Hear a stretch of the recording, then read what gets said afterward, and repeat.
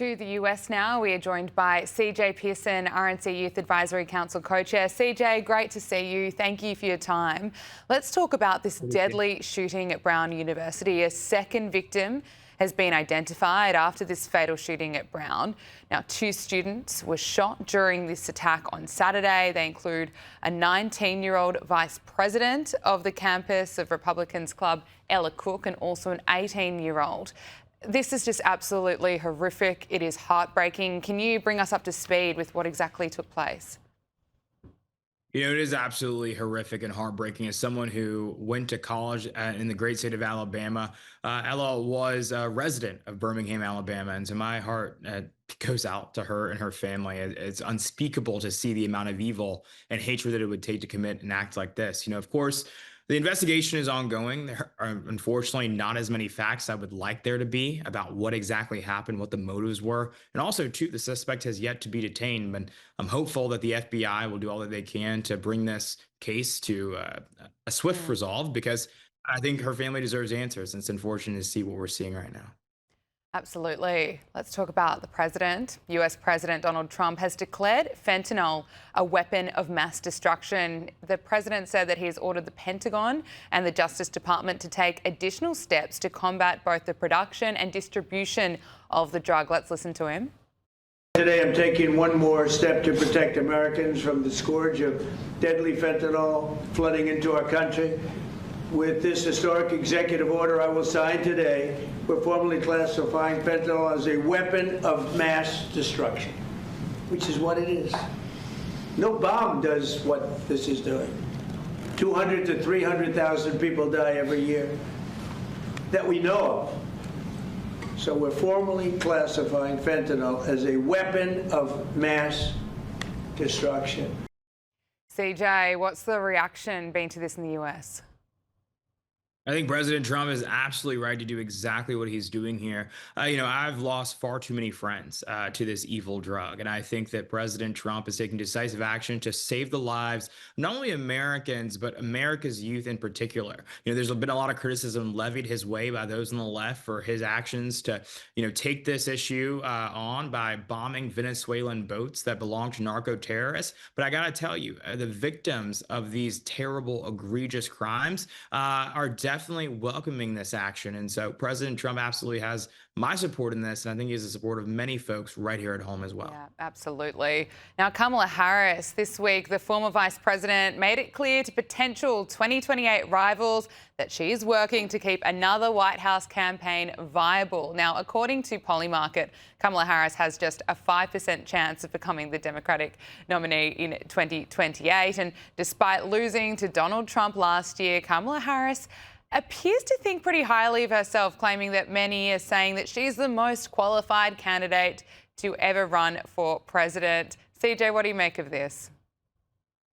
Well, Kamala Harris thinking very highly of herself is nothing new, but my request as a Republican is please do. Please run, Kamala. I beg you to. That would be in very early Christmas for the Republican Party. And I think J.D. Vance, Marco Rubio, whoever it may be, would welcome that matchup and that rematch. And so, Kamala, let's do it. Let's have a good time. And I guarantee you it'll be just yet another campaign that she ends up regretting.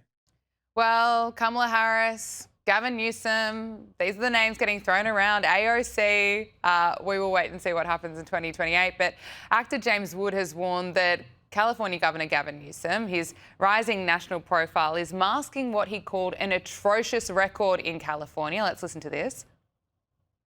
This slick grifter, Gavin Newsom, whose record is atrocious, but people don't pay a lot of attention to the fact he's filling in the slot, basically. But as fruit farmers always say, early ripe or early rotten. And this guy will make a lot of noise right now, and his polls will go up. And we've, seen the polls. Donald Trump had a, 8% chance of winning in 2016 and wiped the floor with Hillary Clinton, who was a shoo-in. We know what it's going to be like. Look. Yeah, I agree. I mean, Gavin Newsom, he's focused on getting his profile bigger and bigger. And it's crazy to see, but it seems like his popularity is rising. But look at his track record in California. It is a disaster. Not just look at it, live it. I used to live in Los Angeles, California, and I can tell you about all the homeless encampments that I would see oftentimes during my commute. I could look at the crime that was ever present all throughout the city of Los Angeles and all throughout the state, to be quite frank. And I think James Wood was absolutely right. Early ripe, early rotten. I'm old enough to remember when it was inevitable that Hillary Clinton would be the president of the United States. I remember when it was inevitable that Kamala Harris would be the president of the United States. Ask any of those people what it's like to live in the White House. They cannot tell you, other than Hillary Clinton, who, had to share her residence, of course, with Monica Lewinsky. But beyond that, it's quite interesting to see what will actually come of those campaigns. I think that President Trump and, of course, his successor, J.D. Vance or Marco Rubio, will handle whoever the Democrats put up against him, and they'll do it well. CJ, I just want to speak to you about the Somali fraud scandal. Unbelievable. Treasury Secretary Scott Bessent has said that a lot of the money from individuals who committed fraud has gone overseas. And the Trump administration is tracking that both to the Middle East and Somalia. Can you bring us up to speed on what the latest is with this Somali fraud scandal? It's an absolute travesty, and it's exactly why DOGE cannot just be a federal, action. It needs to be happening all across the country. You have all of these liberal states like Minnesota, California, who are pumping millions upon millions of dollars in these government programs. They're being used and abused by people all throughout the bureaucracy or the state localized deep state that they have. And so I think these actions are just probably just the beginning of what we're going to uncover. People deserve to go to jail when it comes to this. In some cases, probably deported will probably be the end result of a lot of this. But it's unfortunate to see that so many people allow this to happen under their nose for so long and frankly just didn't care at all. Finally, some engagement news. Donald Trump Jr. and Bettina Anderson have gotten engaged after 1 year of dating. Of course, the son of US President Donald Trump. He made the announcement at the White House. Let's just take a listen. Not often that I'm at a loss for words because we usually do the ranting and raving really well, but this is a little different. But I just want to wish all of you guys an incredible holiday season, a Merry Christmas, a very Happy New Year, and to thank Bettina for that one word, yes. It's almost, when you go down there and it's like you're going to go and you're trying to ask and you're not sure what the answer is going to be, it's always a little bit rough, but she said yes, so that's a big win for the end of the year. Would you like to say something, Bettina?